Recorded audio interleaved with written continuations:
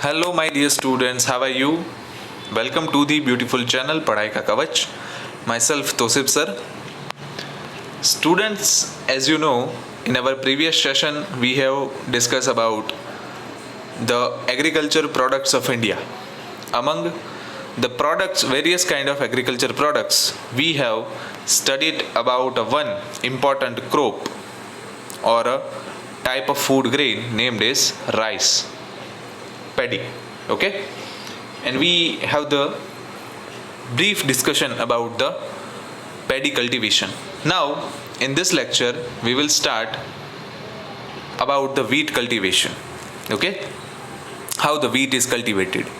Wheat is the second important crop of our country after paddy. Wheat is grown over 1/3 area of arable land of our country. यानी कि जो wheat है, गेहूं, वो भारत का सबसे महत्वपूर्ण क्रोप कहा जाता है आफ्टर पैडी, चावल के बाद. वीट जो है यानी कि गेहूं भारत में तीसरे क्रम के ऊपर 1/3 एरिया के अंदर उसे बोया जाता है. It is the substantial food of people of north west India, यानी कि उत्तर पश्चिमी लोगों के लिए ये सबसे मुख्य खुराक है. Wheat is the rabi crop of temperate zone. Wheat जो है वो विंटर सीजन में उगने वाला क्रॉप है. इट रिक्वायर्स ब्लैक और fertile loamy soil and more than 75 centimetre of annual rainfall. So this is student about the climatic conditions and the soil type that the wheat crop requires. Wheat can be grown in the regions of less rainfall with irrigation. यानी कि जो गेहूं है उसको कम rainfall जो है वो अनुकूल आता है, लेकिन वहां पे इरिगेशन फैसिलिटीज काफी होनी चाहिए.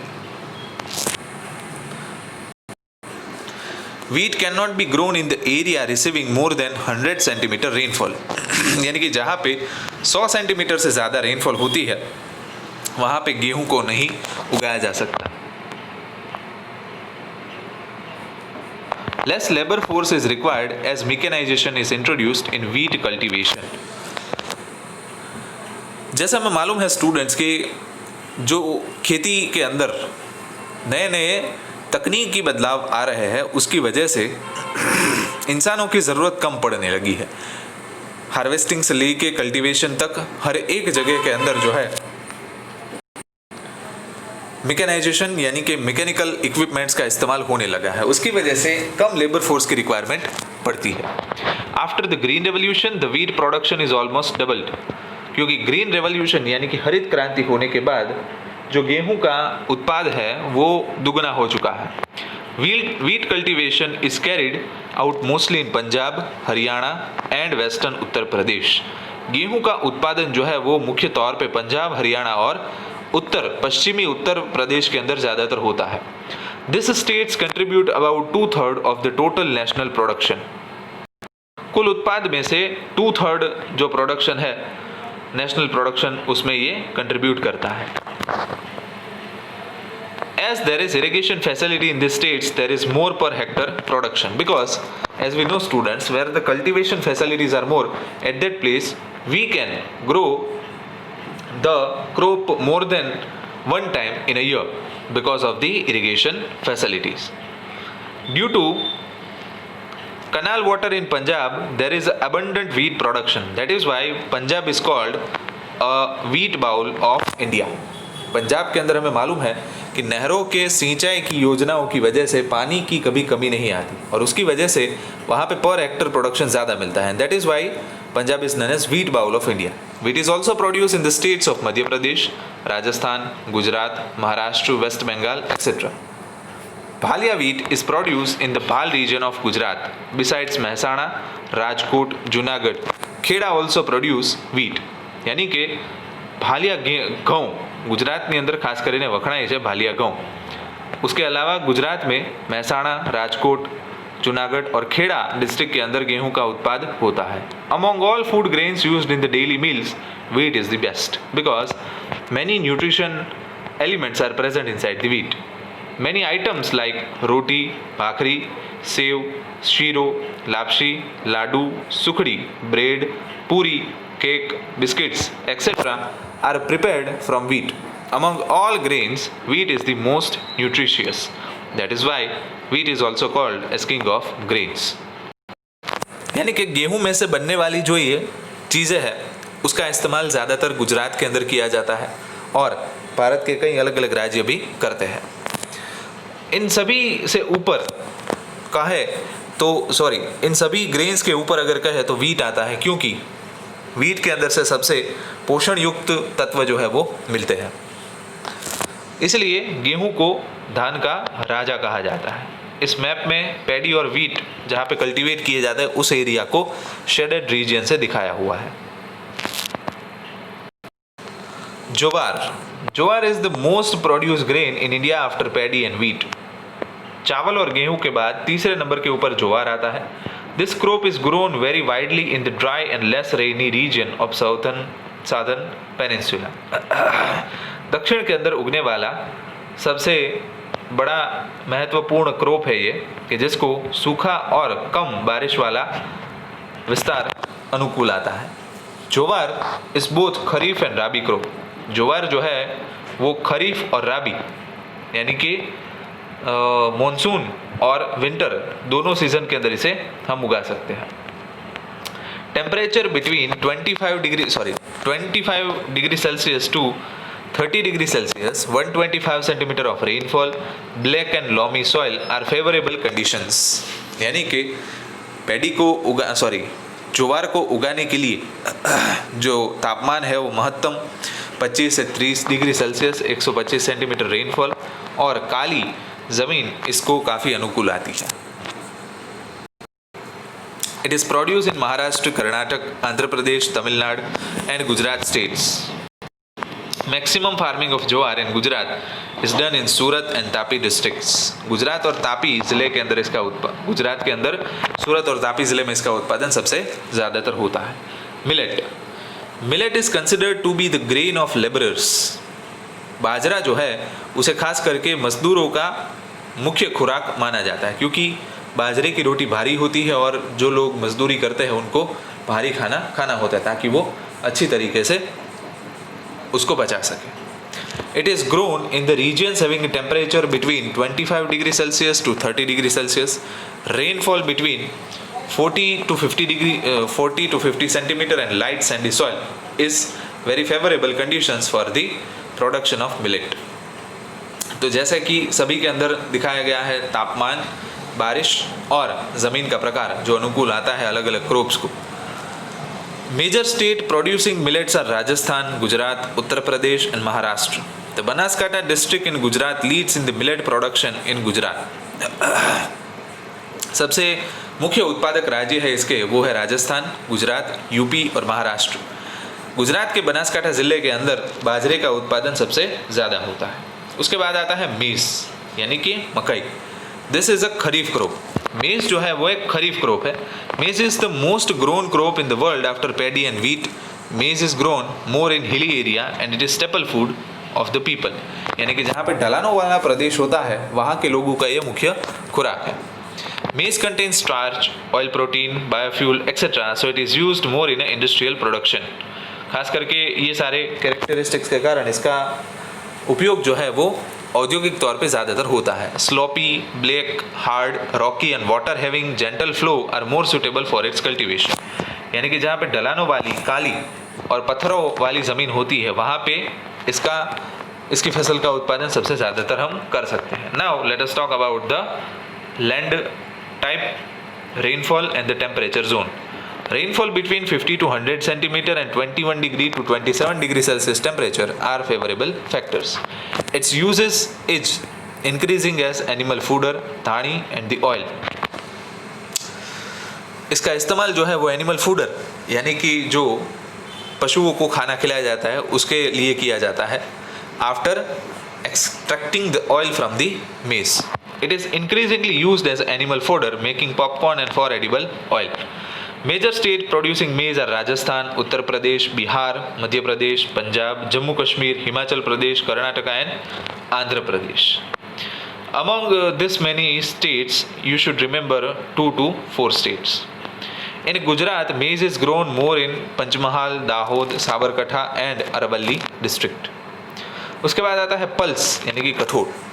Pulse is the main source of protein for vegetarian people, यानी कि most of the vegetarian people are getting their protein nutrition from the pulses. Tuver, moong, gram, peas, beans, math, urad etcetera are considered as pulses. Tuver, urad, moong, math are kharif crops, यानी कि तुवेर, उड़द, मूंग और मठ है वो monsoon season के अंदर लिए जाते हैं। Gram, peas, lentil, masoor are rabi crops. Pulses are grown in all state expect where rainfall is more, यानी कि जहाँ पे बारिश ज़्यादा हो वहाँ पे पल्सेस को उगाया नहीं जाता because it requires less water. Major pulse producing states are Madhya Pradesh, Rajasthan, Uttar Pradesh, Maharashtra, Odisha, Bihar and Andhra Pradesh. In Gujarat, tuver is sown more in Vadodara district, moong and math in Kutch district and urad in Patan district. Nitrogen is reinstated in soil by growing pulses, so it is sown as an intercrop along with or after the main food crops. यानी कि जो pulses के crop होते हैं they are dicot plants, and dicot plants are very useful to fix the atmospheric nitrogen inside the soil. So in order to fix the nitrogen in more amount in the soil, the farmers are growing pulses crop parallelly to the food grain crop. Okay,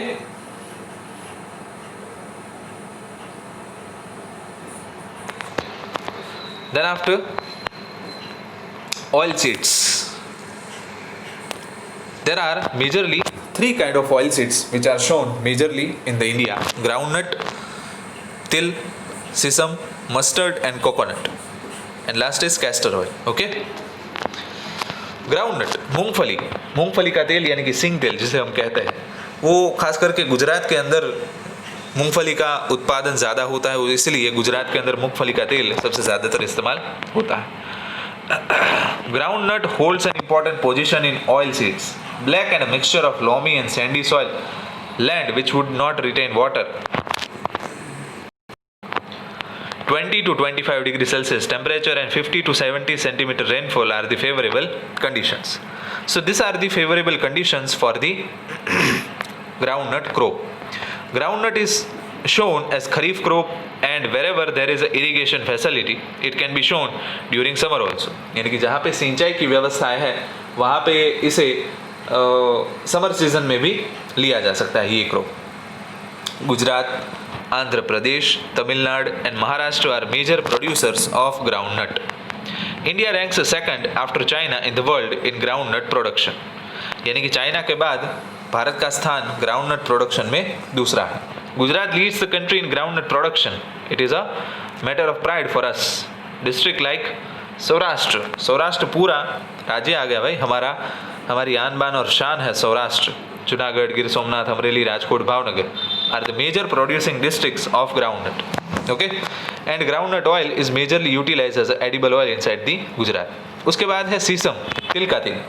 Til oil is used in India since ages. In North India, it is a rain-based kharif crop. In Southern India, it is shown as a rabi crop and occasionally as a zaid crop also. तिल का जो पाक है वो खरीफ crop है, यानी कि बारिश की सीज़न के अंदर इसको उगाया जाता है. दक्षिण भारत के अंदर ये राबी क्रॉप है और कई बार इसे समर सीजन के अंदर यानी कि ज़ैद क्रॉप के तौर पे भी उगाया जाता है. Almost all the states grow til. Among all oil seeds til has more content of oil. That is why it is utilized as a oil seeds in a more amount. In almost all parts of the world, it is used as an edible oil. Major producers of til are Gujarat, Tamil Nadu, West Bengal, Karnataka and Madhya Pradesh states. Gujarat ranks first in India in terms of til production. So it is also a matter of pride for us. Banaskantha grows maximum til. Maximum export of til in the world is done by India. Okay? So Gujarat सबसे ज़्यादा production करने वाला और गुजरात के अंदर बनासकांठा ज़िला जो है वो सबसे ज़्यादा इसका प्रोड्यूसर है. उसके बाद है मस्टर्ड, सरसों. मक्के दी रोटी और सरसों दा साग, पंजाब के अंदर ज़्यादातर हम ये वाक्य सुनते हैं। सरसों जो है वो खास करके वहाँ पे एडिबल ऑयल के तौर पे इस्तेमाल किया जाता है नॉर्दर्न इंडिया के अंदर। It is also utilize as a medicine. Apart from the northern India, Rajasthan, Uttar Pradesh, West Bengal, Gujarat and Madhya Pradesh are major producers of mustard. Then after coconut plants are majorly seen in a hot and humid coastal climate because the soil is required in a sandy characteristics. Okay, so in India the coconut plantations are found in Karnataka, Kerala, Tamil Nadu and Andaman Nicobar, etc. In Gujarat, some areas which is having coastal regions, this plant is grown at that regions. A special type of coconut tree which is shorter and giving more yield is developed in southern India. Coconut oil extracted from the coconut canal is used as edible oil. यानी कि गुजरात के अंदर जो है special प्रकार के छोटे छोटे नारियल के जो वृक्ष है वो उगाए जाते हैं, और दक्षिण भारत के अंदर इस नारियल के तेल का इस्तेमाल खाने के तौर पे किया जाता है. Besides, its water is useful as a healthy drink. Then after students, the castor oil, एरंडा जिसे कहा जाता है. Castor is also known as the divela locally. It is both kharif as well as rabi crop. With 64%, India is the largest producer of castor in the world. यानी कि 64% जो है castor उगाया जाता है, 64% के साथ इसका उत्पादन किया जाता है. China and Brazil come next respectively, यानी कि भारत के बाद चाइना और ब्राज़ील का नाम आता है. About 80% of its production comes from Gujarat, यानी कि 80% जो उसका उत्पाद है वो गुजरात में से आता है. Andhra Pradesh and Rajasthan are the other producers. In Gujarat the districts of Banaskantha, Patan, Savarkatha, Rajkot, Junagadh, Amreli, etc. produce in little quantity. The oil from cotton seeds, sunflower, paddy and maize also are used in increasingly as edible oils. ठीक है students, so this is the brief information about oil seeds. I hope that you will get all your answers. We will briefly discuss about this kind of crops in our exercise section also. So till that time, thank you. Meet in a next lecture.